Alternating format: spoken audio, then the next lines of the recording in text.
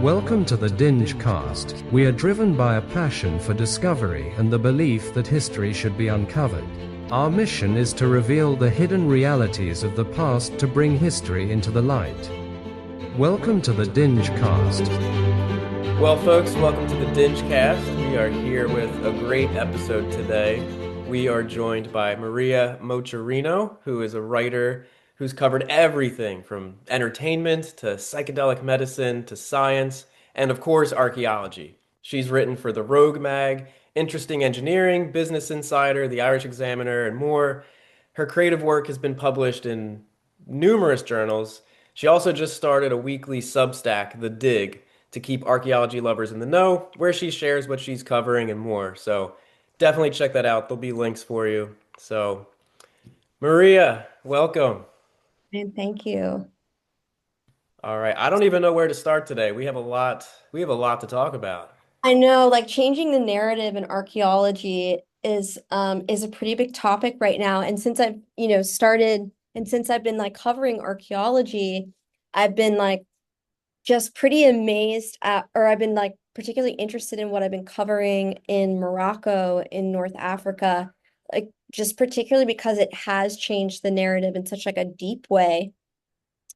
So I wanted to kind of start with this kind of great story, though it's somewhat gruesome, about this skull chalice that was like sitting in the Oxford University senior common room for like probably close to 100 years. And finally, I guess they would like drink out of this skull chalice, ritualistically at times, but like given it was made out of a skull, it started to leak. So then they served like chocolates in it, and there was like a silver inscription of like Queen Victoria on it, and it had like a wooden stand, like it was all very like official, if not like somewhat religious in its connotations. So the university ended up calling in their like resident archaeologists, like what is this? And it turned out that the skull ended up belonging to like an enslaved woman from the Caribbean like 225 years ago. Like, whoa, right? So like just speaking of like the narrative, just because like in terms of like North Africa, like the colonialist kind of stronghold has still like remained really true. That's just sort of like a gruesome, or that's like a particularly, that was like a story that came through that was like a whoa, right? And And the this thing is, wasn't this wasn't like 100 years ago. They were still drinking out of the cup like 10 years ago, right? It wasn't or even. or or, or something, or serving like chocolates in it, but this was like a little bit, it's been about a decade since like the cup has been like basically stored away from for like all time, like for all time. But like it went like through Sotheby's. It just like kind of shows like this chalice at Oxford University just still sat there as this like legacy to this very dark sort Yeah. of past, right? Um, so I like that was like one of the probably the most like wow, shocking sort of uh yeah, like reminiscences of like that legacy. Did they Um did they have any idea what or like what they thought the skull was from before? Or was they there I just think no record of it? No, I mean, there's definitely a record of it, like meaning how it was like acquired. It like a British Royal Navy officer got it there while he was stationed there, and then it ended up like going through Sotheby's. Actually, it was auctioned, and it ended up like through family actually ending up at the at like one of the museums there, or Wow. at the museum at Oxford, right?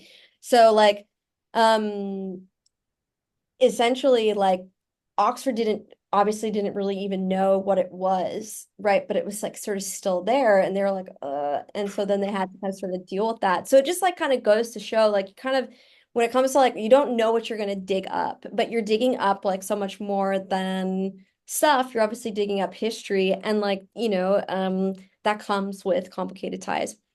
Yeah. Um, right? Isn't that just like so crazy? Isn't that just so crazy?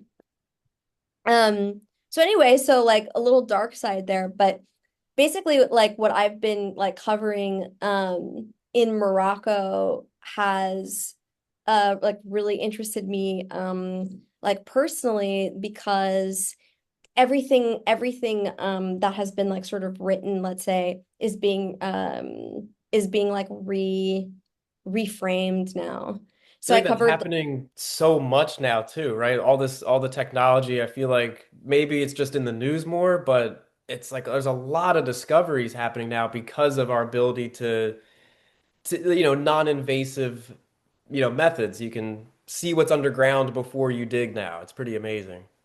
yeah, and I just say the professor, just to go back to the child's really fast, his name is like Dan Hicks, and he just like released a book called Monuments Will Fall. So that he's like kind of re-looking at all that stuff. So that's cool in terms of just keeping that for those that are interested in that like viewpoint. But yeah, it seems like a lot is changing, and that's like for the better, I think, or that's good. Definitely. So I so in North Africa, I covered three separate studies that looked at basically Morocco, like the sort of region south of this Strait of Gibraltar. So it's like the closest point to the European sort of mainland. Hmm.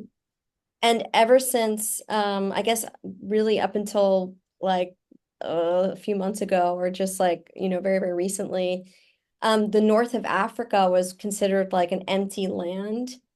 Like nothing went on there until the Phoenicians or like the Lebanese arrived in like 800 BCE. But that turns out to not be true at all. The first study that I covered right here in like sort of the Tangier Peninsula basically like showed evidence, this is like all prehistory, that this area was actually, they like studied like extensively like rock shelters and burial grounds and rock art, and they found like a very complex network of societies like very far back, like if like the Phoenicians arrived in 800 BCE, they went back like 2200 BCE. So now they like uncovered all of this like very complex cultural and religious and ritual kind of landscapes that really kind of showed how kind of complex it was. But even sort of going deeper, they found connections even in the art with locations in Iberia, just sort of suggesting that like the north of Africa, this region specifically, was actually like a part of this a much more complex, a part of the earliest like sort of societies that was actually, all influencing one another. So now like North Africa is being sort of included in this in prehistory as being a part of this larger network, basically. That's super Uh, cool. And if I I guess can, is some of this not maybe discovered earlier just from wars, land takeovers, was a lot of these like ancient farming cultures destroyed, or was it just, how did it kind of get lost in the first place, right? it's more it's like this. So I cover so this one study I covered, right? And this is like part of what just sort of made me go wow, because it is a sad reality. They wrote that later prehistoric funerary and ritual landscapes of North Africa, west of Egypt, remain, despite extensive investigation over the past 200 years, just like the most like ignored in the Mediterranean Yeah. region. So it's not so much that people didn't know that they were there. It's just that people haven't really um paid much attention to it. And Yeah. all of these like studies kind of come out of the gate with like this sort of language, like it's a sad reality, but these colonialist kind of strongholds like still remain. I guess there's not much money in archaeology, right? It's like we want to dig here. Like, is it for a mine or can we build a Walmart? Like maybe that's part of it that there's I don't know. I always wonder, because I'm fascinated by this stuff. I'm like, how could you not want to go find it? But um, everybody has their reasons, right? Well, I mean, now it's just like that, from um basically, right in like sort of North Africa. It's not just about Europe, about like sort of Africa being like a major player in like the first complex society starting probably from like the late Stone Age into like the Bronze Age. And they but it's also about how that region also connected to like the rest of Africa as well. Mhm. But they found like two complex farming societies, Udbet um, and at Kuchkauch. So Udbet was like probably one of the earliest like complex societies in North Africa. And Kuchkauch is the first Bronze Age settlement, literally, that they found in the Maghreb. So this is like sort of groundbreaking, like sort of cutting edge archaeology, and it's like North Africa right now, just because it's sort of rewriting history completely, where you see continuous development, where you see very organized agriculture and farming societies, hubs, sort of crossroads. You have like complex networks of like roads and like funerary art, and all this stuff is coming to the surface right now, like showing like a tremendous richness of culture, and just most importantly, connection with the greater Mediterranean and Europe. Yeah. And just I don't. This is just for my own. I'm just curious. So would the people or the settlements that we found, would this have potentially have migrated, moving north from deeper in Africa, or would this have just, was there any migration or movement of these people that we can identify?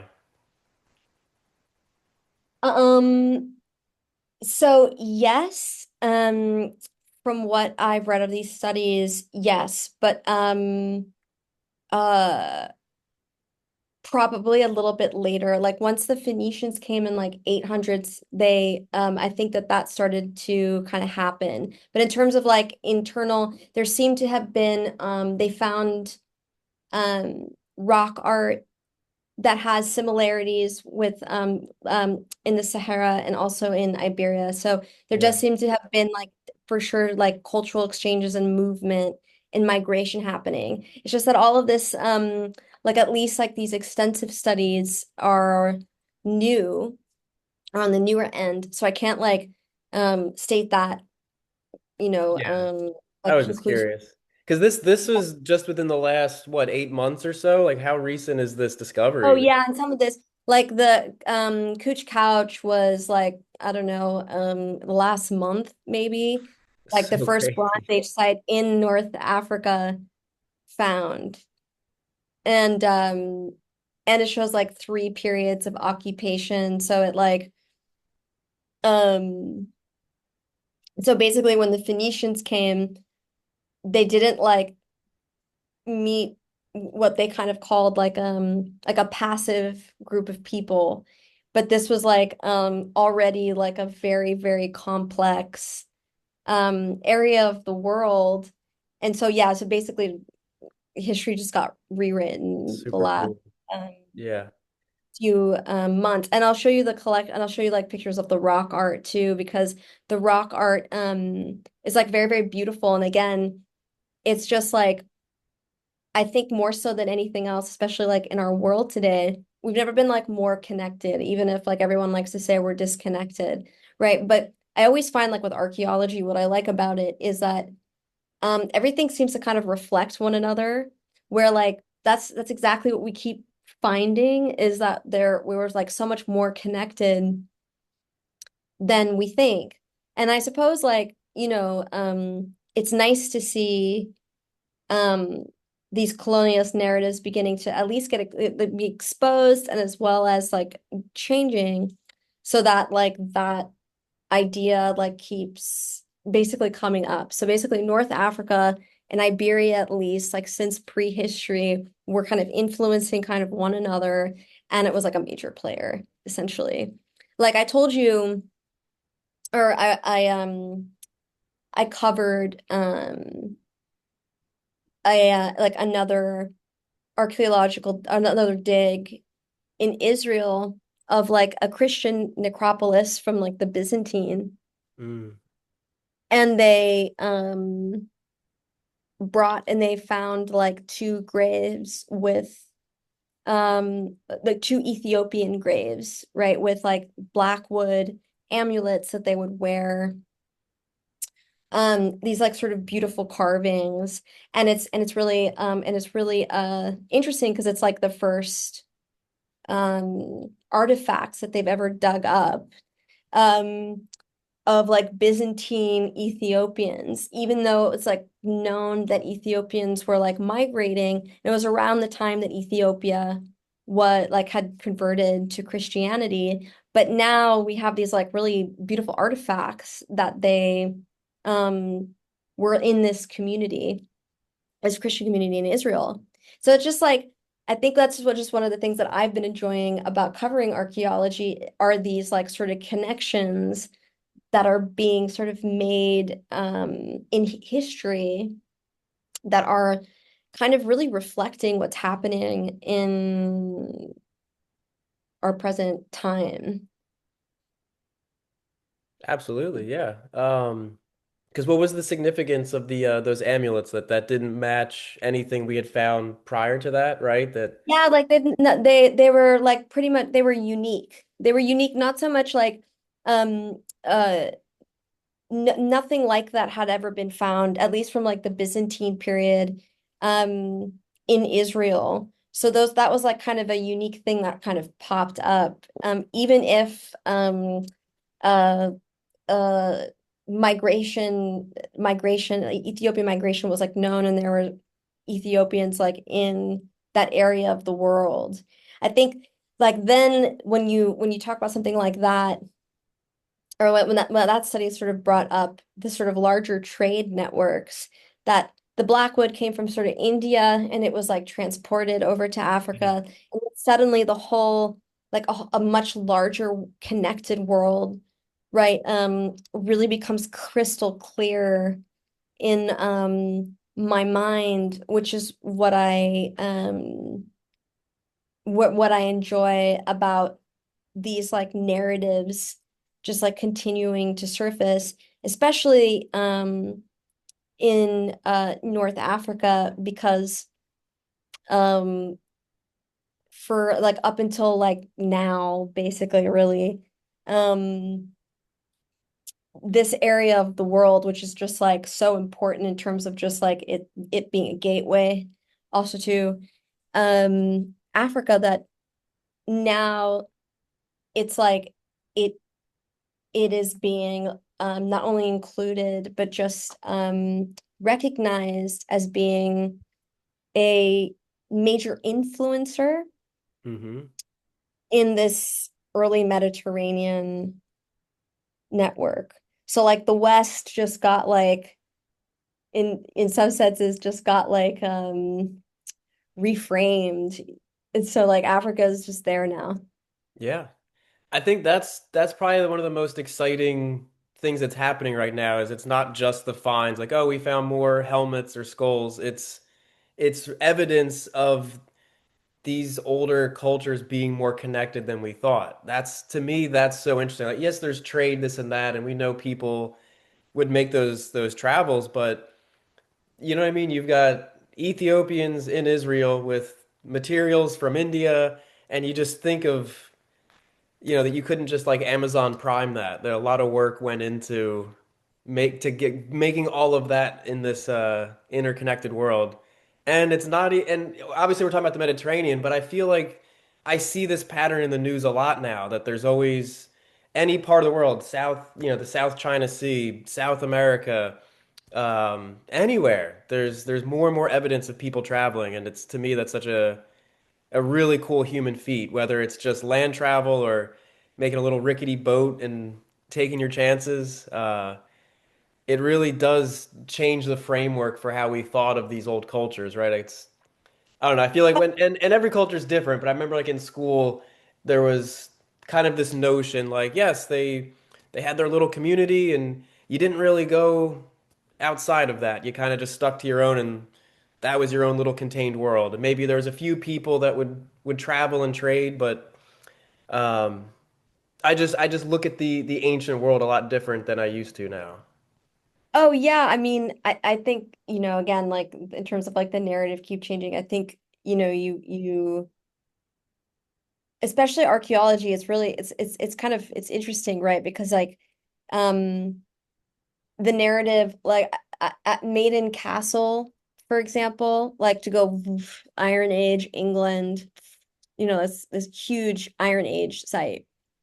There was like a famous cemetery there, um, that, you know, like it like made it into British history books. Like everyone studied this cemetery because it was in the 30s. This was like in the 1930s that um the archaeologists who initially discovered it believed it was the site of like the fall of the Britons, basically. Like it was a site of a Roman massacre. And right, and that's when like Britain fell to the Romans. And then recently, like literally, like I don't know, this was probably like a couple weeks ago, archaeologists like reopened this case, and the Romans weren't involved at all. It's like no, they found like it was definitely a cemetery. It was definitely like all of the like skeletal remains showed signs of traumatic injury, but from like three different periods. Nothing to do with the Romans, but for this entire time, it was like taught in history books as having been this like seminal, decisive fight that, sort of that like shaped Britain's history, and it's just totally wrong. Yeah, that's wild. Here, I'm gonna send you a picture real quick. I wonder if you've seen this one. I saw this floating around recently. Because I look at things like this now where a lot of these older castles, let's just now that we're talking about castles, it's like the foundation is much older than the first level, and the first level is much older than the rest of it. And you're like, well, how long have we been occupying this and building on it? So like this, there's one building, and they're like, you can see the first floor was during the Roman Empire, the second was Byzantine, then the Ottomans, and you're like, this one building just shows so many layers of history. I It's love that. yeah. So I don't know, you got me thinking about that now. I love it. Here, let me see if I can I love that too. I love this sort of layers of time. But let me see if I can like quickly just show you a couple of Sure, sure. pictures so I can here we go. So excuse me because I'm not like the most Oh, that looks technological. fine. If I can just get here. So let me just show you a couple pictures. Yeah. So this is like Morocco hotspot, obviously. This is like what's everything's changing now. So as you can see, like up here, right, that's the Tangier Peninsula. So that's like basically the area we're in, where this study, right, did this like this huge, like, for years, right, they did like a very wide and extensive survey of all these sites. They discovered new sites, right? And they're linking all of these as being a part of this like really complex network of agricultural societies. And like not just like add this is some of the rock art that they found that ties together not only the Sahara but Iberia. So again, there's a lot of movement happening, um, like I said, between Africa, just like the Mediterranean society, but basically between Africa and and Iberia, if not like the Atlantic and other Mediterranean societies, right? And so this is wet bed, right? This is the earliest and largest agricultural complex in Africa beyond the Nile corridor, like I said, just to show you. Um, so all like just in here, this is like where everything is happening sort of right now. Um, so yeah, nothing but like you know, I'm trying to think like how do I do this? Nothing but sort of connections being made. Like here, this is uh Missouri, this is like a megalithic site. And even here, right, they found strong just again just connections. Like I feel like I'm just repeating this, but it's really true. There's nothing but connections between sort of these sites and sites that they found like again in um in other areas of the world. It's just that, just like that they just sort of they were cloaked in shadow for so long as being this isolated, just like isolated sites. Yeah. And now it's very clear that they weren't. And Um, have you visited these in person yet, or is this just you covering the stories of what's happening? 'Cause I know you're kind of in the area, not super close, but no, I a mean bit. I'm in Turkey right now, but Yeah. no, I haven't been to these sites. I've been to Morocco, but it was more just the just the rewriting of the narrative and the like um inclusivity aspect of it, of Africa now when you talk about Mediterranean societies prehistory, so like the debut of us basically. Hmm. um Now you can't really separate sort of Africa from that discussion. Yeah.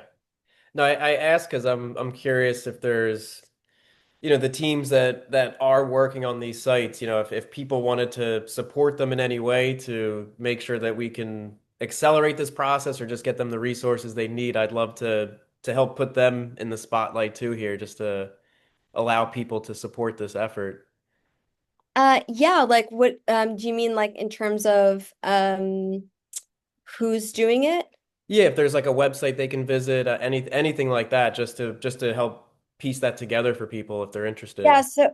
so these a couple of these studies are coming out of Cambridge, and then the other one is like University of Barcelona.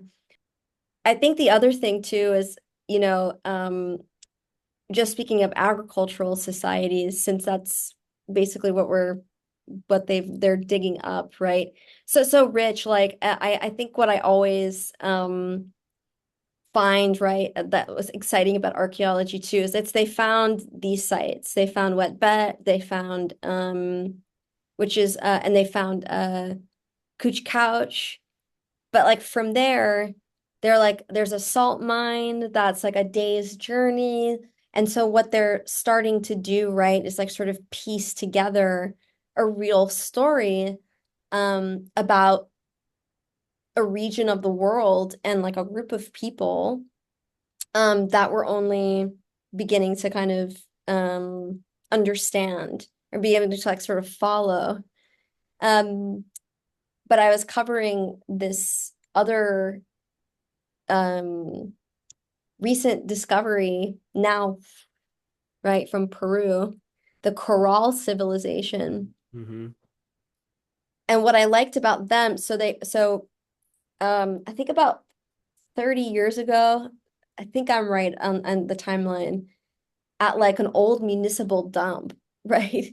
They ended up like bringing up like basically acres of this, ancient civilization that ended up being just huge, the Corral, and like they ended up uncovering the first city in the Americas. Amazing, Crazy, right? That's crazy. It's like that's such a that's 5,000 some years ago now, right?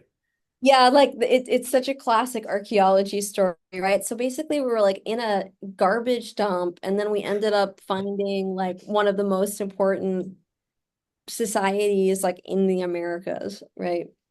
Um, so the latest find from this kind of complex was this incredible burial of a woman like 5,000 years old who was like uh Just like the fetal position, kind of.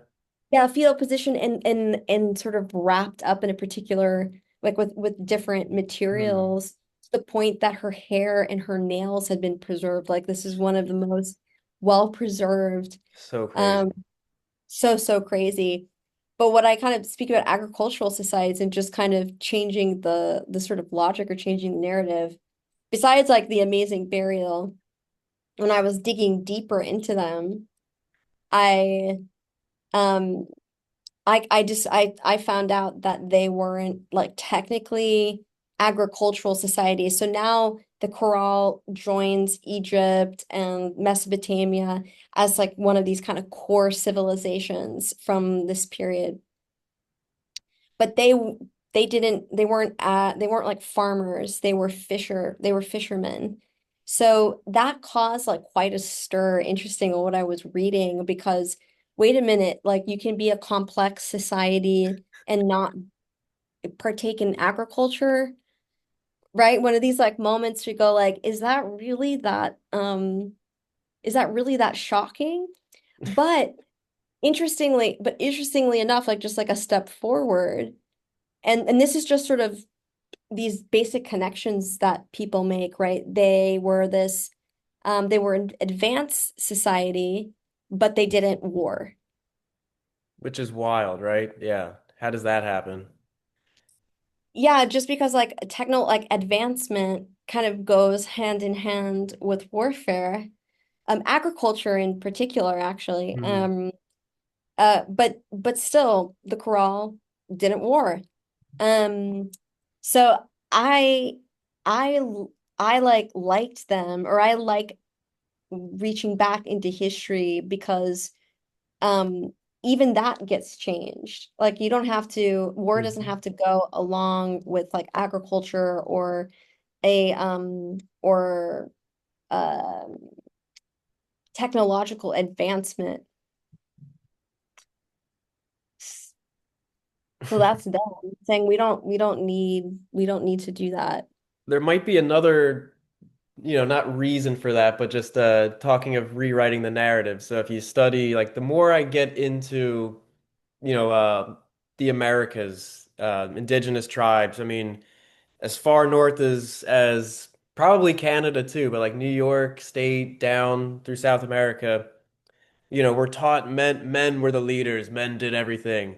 And even in this corral location, right? This shows this woman that they found the remains of was of high status. And I keep finding more and more. It's like, oh, yes, there were chiefs and all, but at the top of the pyramid of like the social pyramid was a woman. And I feel like this is a pretty big shift in changing the narrative that maybe men worked to discredit these women over the centuries, and now it's coming to light. Like, no, they actually did play a large role. And it's weird to see, not weird, but it's interesting to see that this is another not isolated incident. I'm finding examples of this all over the world now. Yeah. I mean that's basically it. You know, you think nothing changes, or you think, I feel like I hear that from people a lot, like, oh, nothing really changes, um or even just like I love psychology so much, or so I always kind of make these connections in this way, but like you think you know what the story is about yourself, you think you have like an idea of what happened, but it just kind of goes to show how even what's written in stone, basically, Yeah. right, is constantly being reshaped and reopened and challenged, and that we're like in the Maiden Castle example, right? The archaeologists in the 30s, they came to the conclusion that it was like a Roman massacre because of what was going on in the country at the time. They were at like a time of political instability. So um, we're always kind of engaging with the past, and I suppose the present too, like through our subjective lenses sometimes, right? So archaeology is not like a perfect science, right? As we like the expression uh goes. Yeah. But I think like out of even if it's not like, oh, like here's an amazing here's like an amazing huge these farming societies in Morocco are amazing in terms of size, like what Bet is like about as large as Troy was. Um, these settlements like are so groundbreaking. I just think that like the work that's been coming out of like North Africa as I've like covered four studies actually, right? Because they also found a whole new hominin in North Africa Oh yeah, let's talk about that. as well. Yeah, so they found a whole new person in yeah, it's Libyan. Um but basically it's a 50,000-year-old unknown human. Yeah. This is what's really getting to me because so this is Africa, okay?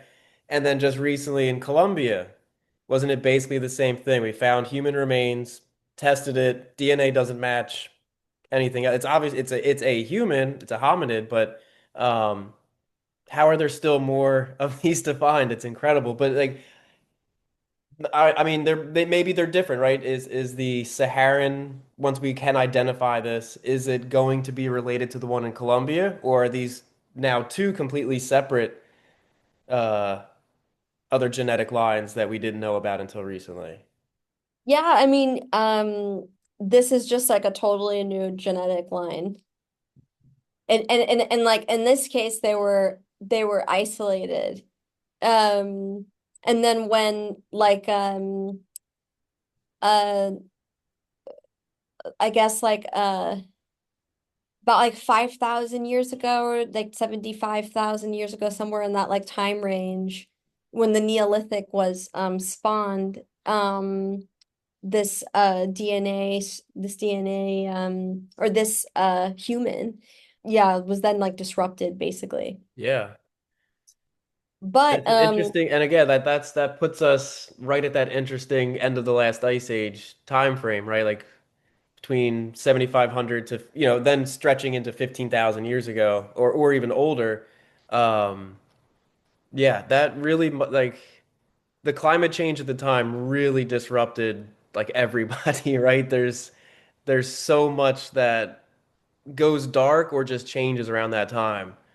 And it's crazy to be finding these bits of evidence now. And I just hope that modern tech can allow us to do the research phase quicker than it had been in previous generations. I mean, stuff found in the early 2000s, it was exciting news, and then we had to sit on it for like 12 years to get confirmation.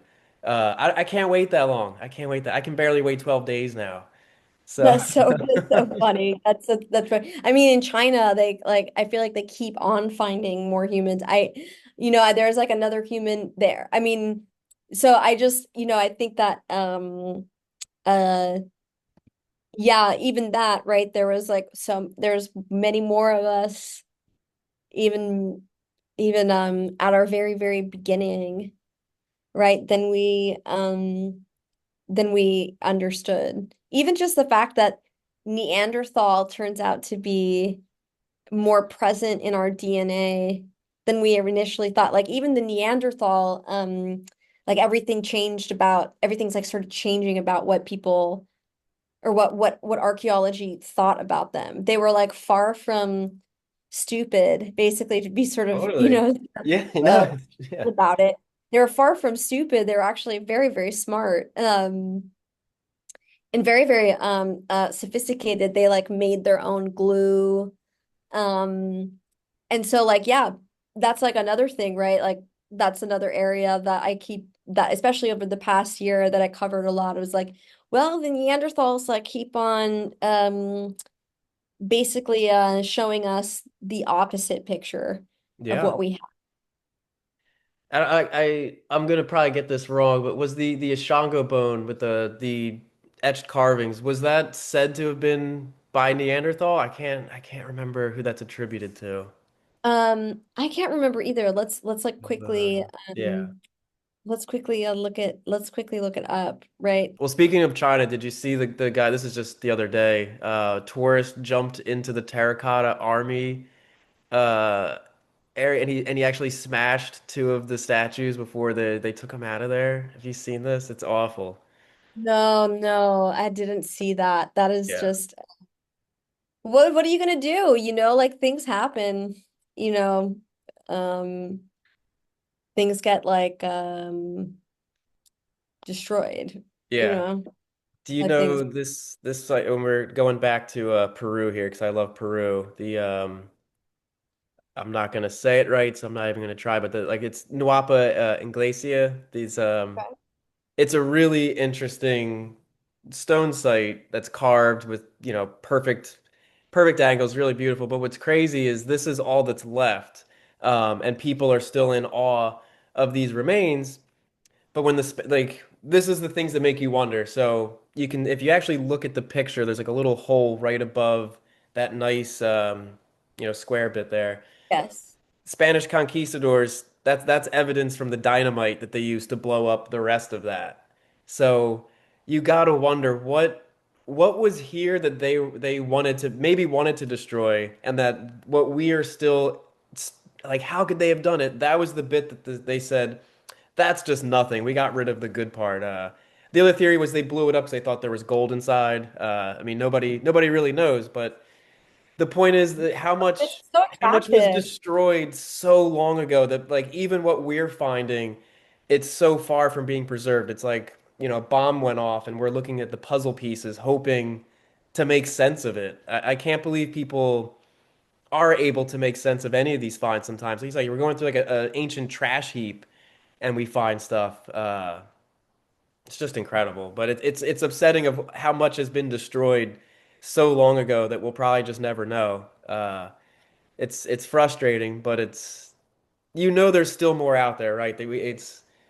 There's probably some threads that are potentially lost, and we'll never know. Um, but maybe if we find enough around that, we can still kind of figure out what the story was there. Yeah, right. Even just like with even just with a few pieces, I mean, I always feel like I always sort of leave like a lot of like hope in this case in a sense because they always find something like that really seems to be always the case. Archaeologists seem to always find something always pops up. Right. Like not like in Peru, but you mentioned something I covered in Peru as well, like another culture that you Is it the um Chacapoya? Is that the talk one? about. Yeah, I'm not totally solid on the pronunciation there, but Yeah, I try. yeah, me too. But like these structures, like how beautiful is this structure, right? That you sent me. Oh, I And know. Yeah. yeah, just completely gorgeous. And like you'd think that well anyway, they uncovered like 100 new structures like in this amazing complex UNESCO site. And I'll make sure and these buildings like these structures are so attractive.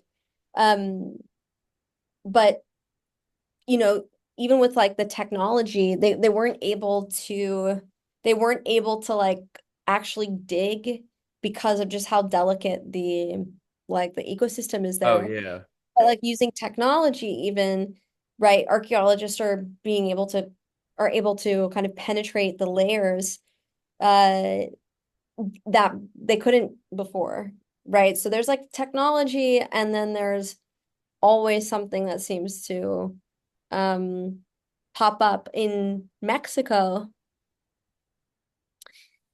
There I covered there's there's this like cave that a couple of like cave explorers like they want a sort of a treacherous trek through like to get there, and because there's like pumas and it's very dangerous to get there, it just hasn't really been that explored like as a cave. The terrain is unforgiving. If like the animals don't get you, the mosquitoes will. But there's also still like uncontacted tribes out there. So they're like, you can't excavate this area. It's just off limits. I mean, you could try, but you're not going to make it out. So that's interesting to think about too, that here we are in the modern world. There's still these uncontacted tribes living like they have for thousands of years in the same area. Um, That's that's amazing. it really is like, and I've read the stories where you won't even see them. Like if anybody who's tried, it's like before you even hear the twigs snapping that they're coming for you, you get an arrow. Like you're just dead. They know the land and they survive there, and we can barely get in there with protective suits and all that. It's really crazy to think about.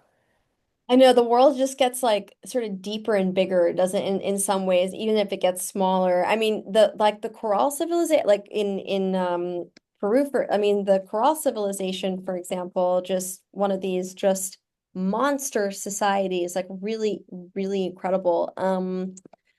I mean, that was like very coral was like 1948 by Paul Kosok. He found it, but um, then I think it wasn't like till the 90s actually, yeah. That 1994, where they found like the oldest city in the Americas, Yeah. basically. Right? So who knows, there might be Oh, there's some so much more. other society, right, that might pop up and sort of change everything, change our perception of everything. But that's kind of what North Africa is right now. Like that sort of Tangier Peninsula Mhm. um is really becoming one of those places that will be like taught about in history books, or that will be taught about as being a major um just a major region in prehistory in terms of just human history and progress and innovation. Mhm. So but again, right, in Mexico, Talococ cave, and they ended up finding these like fertility artifacts, like really beautifully decorated. Hold on, let me send you let me share. Right, I covered this, right? These amazing fertility symbols, artifacts around staglamites, right, that ended up belonging to a pre-Hispanic Mexican culture that experts like knew they existed, but they like hardly ever found anything from them before. And that's just because like a couple of people just, decided to kind of check out this cave that no one really knew anything about. And they found like 14 artifacts from what was just an underrecorded group of people. Yeah. So they always seem to find something. Something always seems to pop up. There seems to be like some deep, um, like there's some seems like some deep desire to like resurface, to leave something behind. Um, and the narrative just keeps developing. And we keep on kind of hopefully getting kind of clearer as to um sort of the connections between us two. Like in some senses, like in terms of prehistory, there's Africa. So that just like really sort of changes, right? These sort of divisions that exist between like West and here and there. And when you think about trade networks, that really um tends to like present a much more complex picture about how we have been not only like communicating, but really sharing and influencing one another, Yeah, which yeah. I just think is really cool because I just know that now that like this kind of region in Morocco is going to end up reshaping our world from like step one. I love it. Yeah, like for me, anything that's older than 5,000 years is super exciting because it's showing the evidence that does suggest, yes, they were way more complex than we and advanced than we thought. And I love that we're getting the evidence to confirm that, right? Because people have speculated it for a while, but we just didn't have the evidence to conclusively say that. And it's like now it gets to be official. It's, written in stone now. I also just think it's like So cool. interesting how like you can't really perceive what's going on like from what I understand, right? Some of these sites or some of these sites in North Africa, even though like right now, like Cooch Couch was just recently discovered, first Bronze Age site, but like Missoula and like some of these other and Oued Bet was just discovered, though it might have been uh also kind of identified earlier on. I'm just like quickly just like I'm referencing to make sure I'm correct. But even still, this yeah, the site came to attention in like the 30s, right? But still, right, some of this research coming out is just groundbreaking and really like placing North Africa in a sort of prominent position in relation to like the rest of the sort of Mediterranean. Hmm. Yeah, like But I wish I could remember which site it was that, there's multiples that the only reference was it's in some ancient Greek text and they're like, well, it could have been a mythological thing. It wasn't real. And then you find some evidence that says, wait, wait, this was a real place or that was a real person. I love those connections, right? Where you only had this one little thread of one survived mention of it and it was mysterious to people. We've always wondered if it was out there. So some of these are surprises, right? That no one knew we were going to find, and now we have all these questions trying to identify it. Others, it's that confirmation for what we quote unquote had been looking for. absolutely, I just think it's funny that they were like these people were like kind of looking at these sites and going, huh, I guess this is just like a isolated set of sites. Like they couldn't like draw connections in their mind. They can't go like wow, that looks a lot like what's over there in Spain, or that looks a lot like what's going on like down there. But like now now archaeologists are starting to like see and draw those like connections that have, been there Yeah. um all along. And you're at the forefront of this. I mean, if people look you up on interestingengineering.com, you've got a lot of articles. You've been doing this for a minute here. I just happen to like enjoy archaeology. Um and so that was like kind of just, cool for me. When it comes to the archaeology work, I'm always just kind of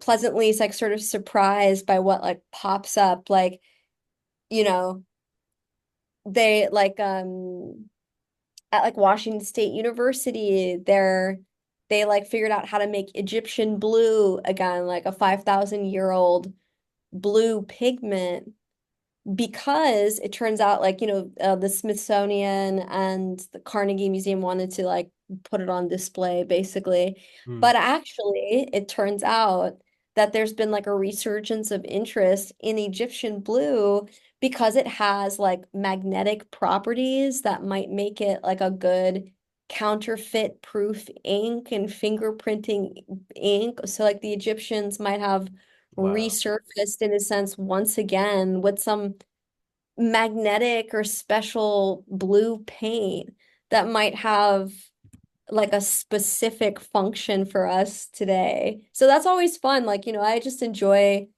enjoy the archaeology stuff because I always feel like I'm discovering something new somewhere. And I'm always like stirred on a meaningful level too, which is what I like about archaeology as well. Um, in terms of like um I feel like I feel like I have like an interesting thread that's like running along the present moment always.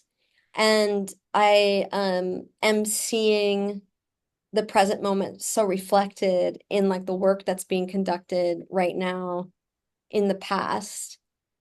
Um, so yeah, so I like being in the know there because it's such a connecting field. Yeah. So Oh, I appreciate what you do. It's like I get my push notifications when there's, news and I'm like, ooh, is this one of yours now? oh, So that's great. Yeah. yeah, it's awesome. Well, tell me about the 200-mile long wall in Mongolia. Let's talk about Oh, that. so okay, so there's like another wall of China, which is like the medieval wall system. Maybe people have like heard about it, but I hadn't heard about it. And it was built by different empires between the 10th and 13th centuries. Will you just let me know if it's loud? Yeah, Is it's fine. I can't hear anything. So yeah, for between the 10th and 13th centuries by different empires.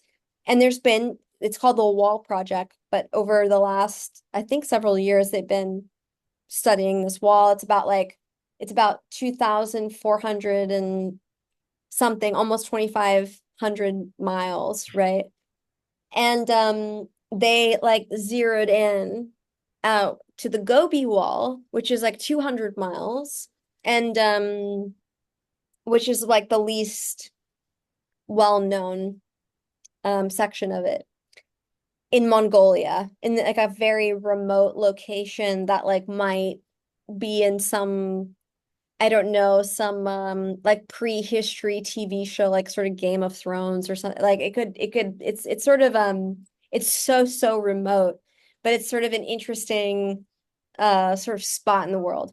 So they went there and they investigated the wall, and it was built by a nomadic empire, the Tenguts, the Xia dynasty. And this shattered their understanding of nomadic empires, for example, that first of all, no one knew anything about this wall. They didn't know who built it, they didn't know when and stuff. So they were kind of going there just to figure it out. And so they identified that this nomadic empire built it, and the sort of the commonly held belief up until their latest excavation was that nomadic empires just didn't build permanent structures. So there you go. There's the wall. Yes, they did. Yeah. But what I thought was pretty cool about it too, and so did they, in that like this section of the wall might actually end up becoming well known for being an architectural achievement, not just because it's in this remote location, so they built it out of wood and stone, but just the sheer like logistical organization and manpower that was like necessary to just build it. It makes it impressive enough. Yeah. But let me see if I can show you a photo since we are here. As you can see here, so this is like them working on the wall. Um, so this is so it turned out that this wall um ends up like wasn't just a wall, it wasn't a strict line of defense. It reflected their dynamicism. So sure, I guess it was already mind-blowing that this nomadic empire built a wall to begin with, but the wall turned out to be, yeah, the Tangut-led empire. The wall ended up being so much more than a wall. it would be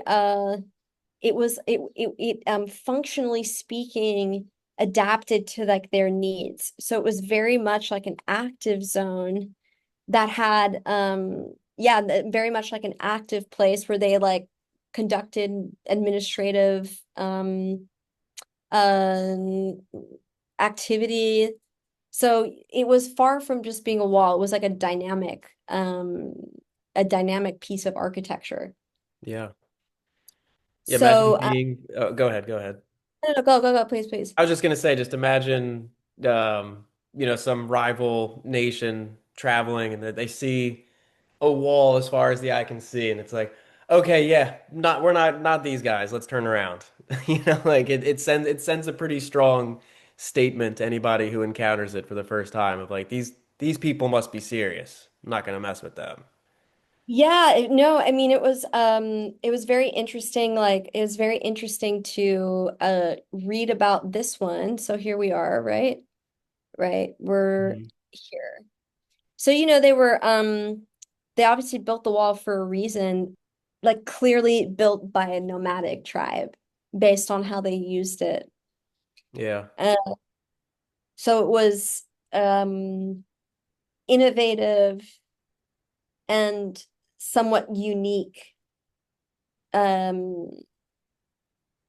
because of how they used it and how flexible this was. Sort of interesting, right? So this like permanent architecture, this permanent structure ended up like really sort of reflecting their like fluidity and their nomadicism, yeah, which I thought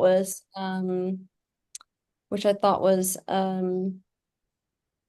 fun, like very fun to read. This is like sort of a little drawing that they just uncovered right tools. They uncovered even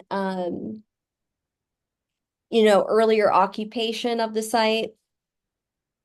China always like tends to like kind of always kind of blow my mind because like they've just been around for so long and it's so big. it is. It is. Because I was gonna say, I feel like hopefully I'm not misspeaking here that the powerful nomadic tribes in that region is a pretty large spanning case throughout history. Like what is it, the Golden Horde? Um I don't know. I had read something of, there was like no actual centralized government or centralized, belief system. They were like open, like the original coexist people or something, but that despite their nomadic ways, yes, they did build structures and it was still this complex network of societies, but without, like the Roman Empire, where it all comes back to the emperor, that they managed to avoid that for a long time until it collapsed. But and when the emperor eventually shows up, but it's interesting that particular region of the world seems to have really uh, had that as a lifestyle for people for a very, very long time. Yeah, yeah, no, for sure. But there you go. I mean, everyone's minds are being somewhat blown most of the time. I feel like in archaeology, where there's always like, oh, we found this or this wall. How could they even build it? Like nomads built walls, really? Or um uh oh, this area of the world has always been known. It's not exactly like they're discovering a bunch of new sites in North Africa, and I imagine they'll keep finding more and more that like a clearer and clearer picture is going to kind of surface because the thing is that it's not just like you're finding rock shelters or funerary sites, right? You're you're starting to like learn about a group of people. So like the rock art in North Africa that they found, right, for example, it is always near a burial site. So are they going to like be able to like learn something about, okay, so um would they sort of draw, is there like a sort of an immediate connection? There's no rock art um elsewhere. It seems to be very much like tied to these burial sites. So like the exciting thing that's going to, I think, come out of Morocco in the recent years is just more of like what they'll continue to find and the picture that they're going to paint about these like ancient people, because that's how we know what we know Yeah. about the people we know is based on these like people going like, oh, I see, and they're learning about them and how they functioned. If there's one discovery or one breakthrough that changes what we know, what's on the top of your wish list? Like, what do you hope we find, or what, story do you hope is revealed from this work? You mean in Morocco? I figure Morocco is the area that you could pick anywhere, but Oh, just anywhere? if if Oh, if I if I was a magic genie, I can grant you an archaeological wish. What do you want to be found? what do I want to be found? Um, oh wow. What do I want to be found? I don't know. I always think it's fun when um I don't know, some like the coral civilization, for example, when there's just like one giant um uh one of these like sort of mega civilizations that are unearthed. I'd Yeah, like to find another one of them. Like these cities of theirs are like absolutely spectacular. Like these sites are unbelievable where they have man. like theaters, they have they have like an amphitheater. That kind of stuff always moves me personally because of just the so I guess I'd like that. I'd like another one That of would be these. wild. Like, we all over ancient Greece and ancient Rome. Imagine if there's another one yet to be discovered. We're like, they had aqueducts and roads and everything else too. Like, for me, it'd be that, but dating way further back than we thought, right? Like, imagine finding that, and they're like, this is 20,000 years ago. It's like, what? What? Like, I would go crazy if we ever got something that Is that concrete. what you want? Is that what you want?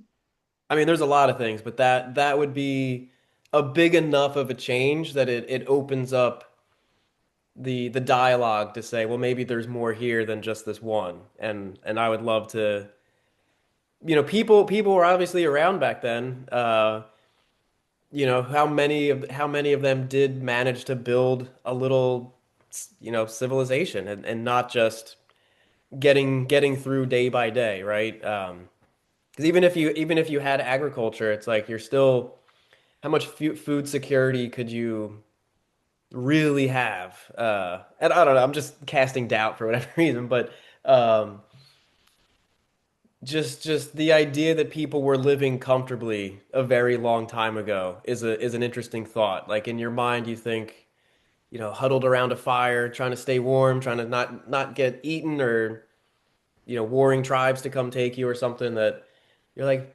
people could, at the end of the day, could sit back, put their feet up, and just be like, we're good. It's not an image that I grew up having, and it's seeming like that's more the case, and that's really weird. Yeah, yeah. Where it's not like it's not a linear narrative in Growth. that sense. Yes, exactly. There's some circles that happen for sure, like, and there's some big leaps and gaps as well. But there's stuff like in Teotihuacan, the temple they find in the basement. There's, I guess it was like a residue of liquid mercury, and it's not native to that spot. So they're like, these people went all the way over here to the mountains where you would mine it from, figured out how to extract it, liquefy it, transport it, and like not die of exposure in the process. And you think, well, and we don't know what they used it for. We're like, they went through all this trouble to get this mercury there, and we still don't understand the significance. And I can't wait till we figure out those connections where we have the evidence and the evidence baffles us. That's crazy as well. Yeah, yeah, no, totally. The puzzle of just trying to just figure out what putting yourself like what were these people doing? How are they doing it and why? Yeah. You know, it's a fun puzzle. I mean, sometimes I wonder how people are going to look back on us, especially this like period of computers and I wonder if people are gonna look back and say that was like kind of a strange that was like kind of a strange direction to go in. Like sometimes I covered once temple magic in ancient Alexandria.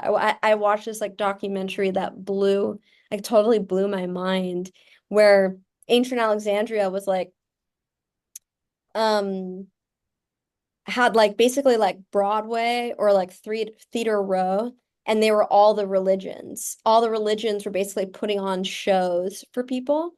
And Uh, so there was like and because it was ancient Alexandria, it was like East meets West, where it was you had all the cultish religions or religions of ISIS and stuff, and the Christians who were like the new kids on the block. But they basically they employed Herod of Alexandria to create all these machines to create like the illusion of, statues turning, crying oh, blood. cool, cool. Did amazing, amazing stuff. But I brought that up for what reason did I bring that up? What were you saying before there was a connection? Oh, Mm, oh yeah. Oh, is like it for example, I know what it is. Like just I sometimes I wonder like how people are going to talk about this moment in oh, right. time Yeah. because they like made statues levitate. When you think like, wow, now that's like innovative. That's really like cool and interesting that, but when people look back on us, are they going to go like, yeah, the computers, that was sort of an interesting direction people went into where we went into like a machine and didn't like I don't know, not to say like innovation doesn't happening, but I just sort of wonder how people are going to look back at this moment in human history and like this direction we went into. Yeah. That's all. I don't think they're gonna remember us. This stuff isn't built to last, you know? Right. That's kind of the thing though. Is like, are we going to be is this period going to be kind of like We're gonna be I the don't next know. lost civilization. I mean, that's what I don't know, because we don't build houses to last very long. Computer like even our tech doesn't age well. I mean, if you've got like cassette tapes or even CDs, they don't hold up very well. I mean, I have 50-year-old vinyls that still play fine, but more recent stuff, you're like, oh, I'm gonna back it all up on an external hard drive. It's like, well, the hard drive failed and it's gone, or the CD just doesn't play anymore. Uh, don't worry, it's in the cloud. What happens when you can't access the cloud? It's kind of terrifying how much is digital. It's like I used to have stacks of photographs and everything. You had photo albums, the family photo album. It's on your computer now, and if you lose that, I mean, it would be the same for physical copies too, obviously, but it's scary how much is only digitized and could easily get knocked out. So sleep well, everybody. You'll be fine. Totally.